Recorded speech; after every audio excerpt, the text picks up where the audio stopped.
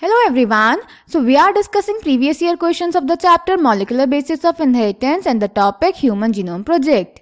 In today's session we are going to discuss a short answer type question of 3 marks which was asked in the CBSE Board All India Examination 2017. So the question is, A part, list the two methodologies which were involved in Human Genome Project. Mention how they were used. And B part is, expand YAC and mention what was it used for. तो बेटा इस question के A part में हमसे पूछ रहा है human genome project में कौन सी मेथोडोलॉजीज यूज करी थी, और बी पार्ट में हमसे पूछ रहा है YAC याक को एक्सपेंड करना है और उसका यूज बताना है. So let's check the answer.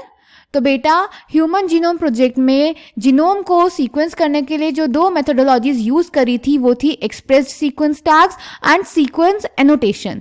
Expressed sequence tags में क्या हुआ था बेटा, हमने सिर्फ उसी जीनोम को सीक्वेंस किया था जो कि एक्सप्रेस हो रहा है एज आरएनए, तो इसीलिए हमने उसको बोल दिया एक्सप्रेस्ड सीक्वेंस टैग्स. और सीक्वेंस एनोटेशन में हमने पूरे के पूरे डीएनए को सीक्वेंस किया था और फिर उसमें अलग अलग रीजन्स को उनके फंक्शन के बेसिस पे असाइन कर दिया था जगह.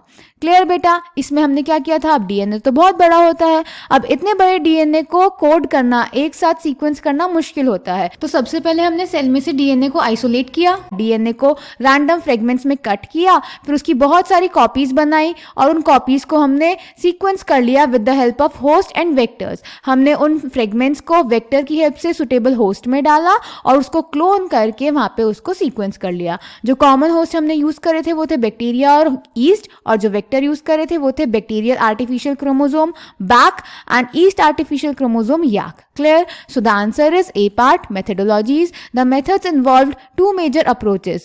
One approach focused on identifying all the genes that are expressed as RNA, referred to as expressed sequence tags or ESTs.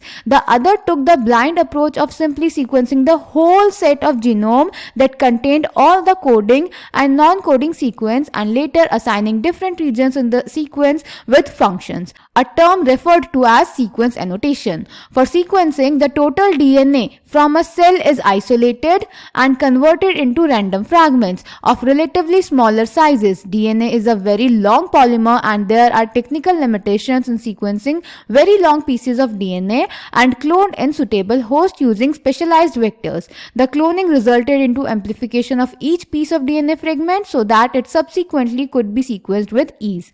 The commonly used hosts were bacteria and yeast and the vectors were called as BAC, bacterial artificial chromosomes, and YAC, yeast artificial chromosomes. Clear बेटा. Then B part में हमें YAC YAC को expand करना था और उसका use बताना था. तो YAC की फुल फॉर्म होती है yeast artificial chromosome और इसका यूज होता है it is used to clone the DNA fragments. अभी हमने पीछे देखा. So I hope this question is clear to you. Thank you.